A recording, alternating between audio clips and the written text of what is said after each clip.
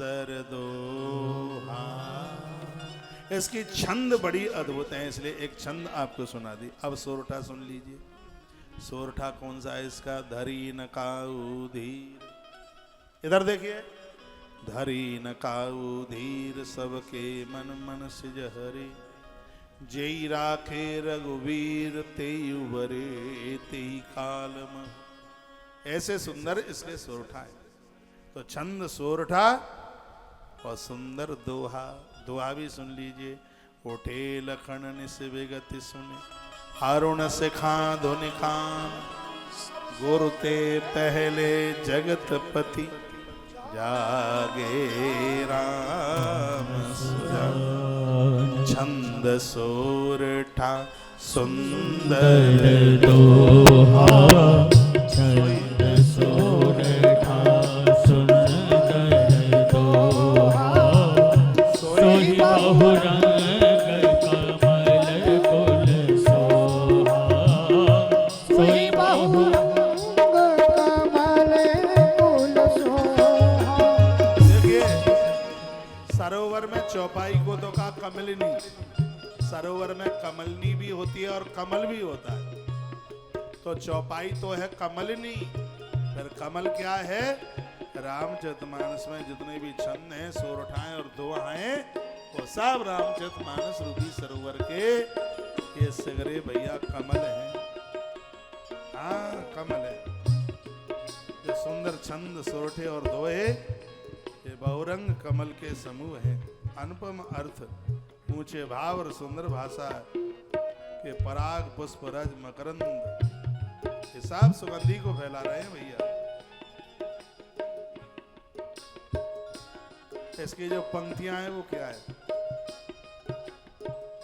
पंक्तियां इसमें पहली पंक्ति, दूसरी पंक्ति, तीसरी पंक्ति, चौथी पंक्ति। ये पंक्तियां क्या है? सत्कर्म यानी पुण्यों के पुंज ही इसकी वो पवित्र पंक्तियां हैं। क्यों? पुण्यों के बिना रामायण पढ़ने को नहीं मिलेगी। तो हमारे और आपके जो पुण्य हैं वही इसकी पंक्तियां हैं। उन पुण्यों के द्वारा ये पढ़ने को मिल रही है। ज्ञान, वैराग्य और विचार। सरोवर में तो हंस होते हैं, हंस होते हैं सरोवर में। तो इस मानस सरोवर का हंस कौन है? का ज्ञान और वैराग्य ही इस मानस रूपी सरोवर का हंस है। सुकृत पुंज मंजुल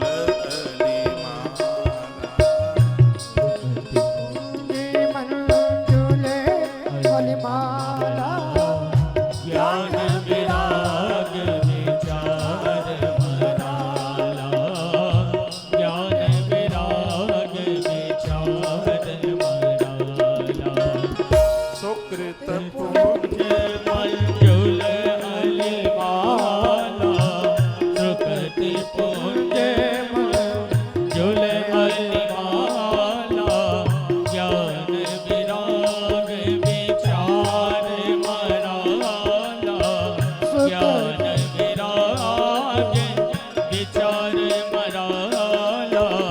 सुकृत पुंज मंजुल अलिमाला, ज्ञान विराग विचार मराला। ये ज्ञान और वैराग्य और विचार, ये तो हंस है। तो किसी ने गोस्वामी तुलसीदास जी महाराज को पूछा कि हंस के आसपास वृक्ष होते हैं, तो वृक्षों के ऊपर तोते भी होते हैं, कोयल भी होती है, चिड़िया भी होते हैं और पंछी भी होते हैं। तो इस रामचरितमानस में फिर तोता कौन है? इसमें चिड़िया कौन है? कोयल कौन है? बहुरंगे पंछी कौन है? ये तो बता दीजिए। तो गोस्वामी जी इसका जवाब देते हैं। तो कहते हैं, और कथा अनेक प्रसंग, और कथा अनेक प्रसंगा, हे सुख पीक बहु परन विहंगा, हे सुख पीक बहु परन विहंगा। और कथा अनेक प्रसंगा, तेहि सुख पीक बहु परन विहंगा।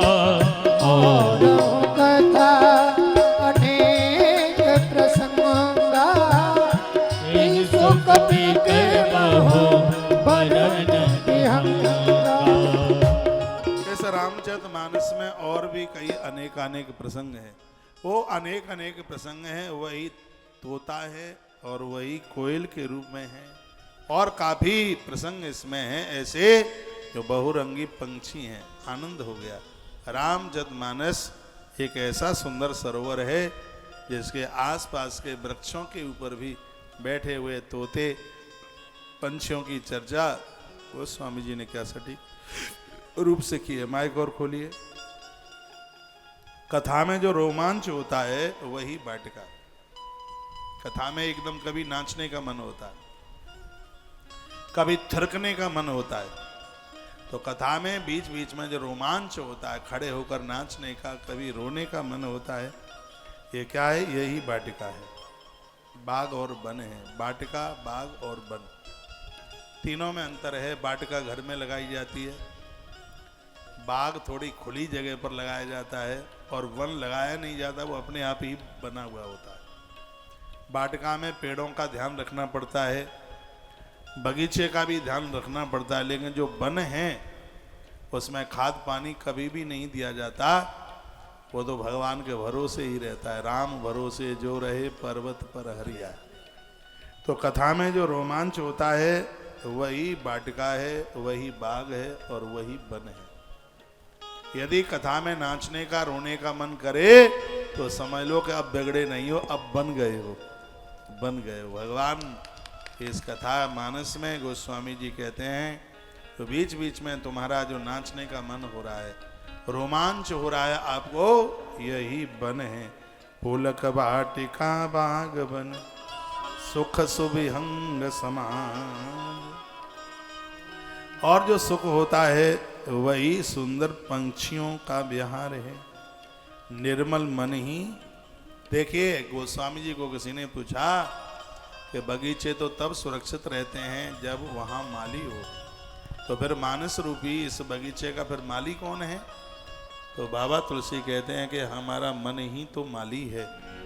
ये मन, निर्मल मन ही माली है, और जो प्रेम रूपी जल से सुंदर नेत्रों द्वारा ये इनको सींचता रहता है। एक माली सुमन स्नेह जल सींचत लोचन चार। आंखों के द्वारा, क्योंकि पेड़ में पानी डाला जाता है तो कोई पात्र तो चाहिए भैया। तो वो पात्र क्या है? दोनों नेत्र ही वो पात्र हैं।